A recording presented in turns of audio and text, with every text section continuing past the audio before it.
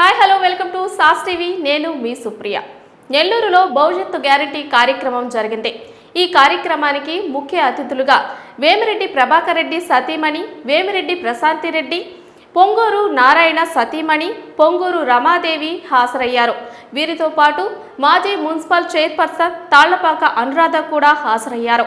పొంగూరు రమాదేవి మాట్లాడుతూ వేమిరెడ్డి ప్రభాకర్ రెడ్డి, పొంగూరు నారాయణ మంచి వ్యక్తులని, రాజకీయాల్లోకి వారు ప్రజలకు సేవ చేయడం కోసమే వచ్చారని, అటువంటి మంచి వ్యక్తులని గెలిపించుకోవడం మనందరి హక్కు అంటూ ఆమె చెప్పుకొచ్చారు.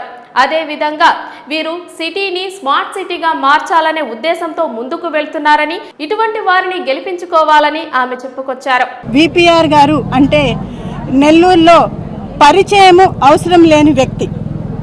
అదే రకంగా నారాయణ సార్ అన్నా కూడాను పరిచయం అవసరం లేని వ్యక్తి. ఇద్దరూ కూడాను ఇద్దరిలో కొన్ని కామన్గా ఉన్న విషయాలు ఉన్నాయి.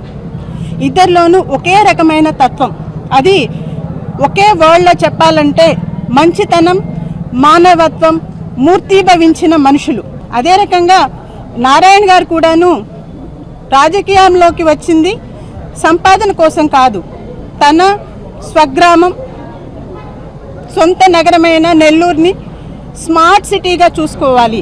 ఒక ఆదర్శవంతమైన నెల్లూరు, ఒక ఆదర్శవంతమైన నగరం అంటే ఇది ఒక గుర్తింపు ఉండే రకంగా, ఆంధ్రప్రదేశ్లో నెల్లూరుకి ఒక గుర్తింపు ఉండే రకంగా తీర్చిదిద్దాలి అనే సదుద్దేశంతో వచ్చిన వ్యక్తి నారాయణ గారు.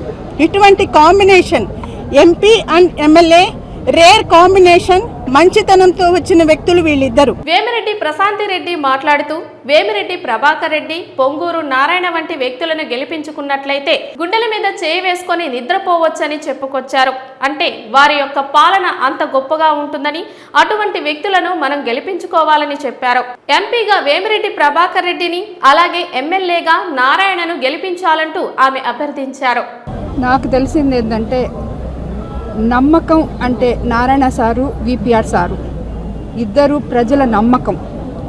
ఈ నమ్మకానికి ఓటేసి మీరు వాళ్ళిద్దరినీ గెలిపించుకొని గుండెల మీద చేయి వేసుకొని ఆనందంగా నిద్రపోవచ్చు. నెల్లూరులో మీకు ఎటువంటి ఇది ఉండదు. ఎంతో ఉన్నతమైన ఇద్దరు వ్యక్తుల్ని గెలిపించి నెల్లూరు నగర అభివృద్ధికి వాళ్ళు పాటుపడతారని మీ నమ్మకంతో వాళ్ళకు ఓటేయండి.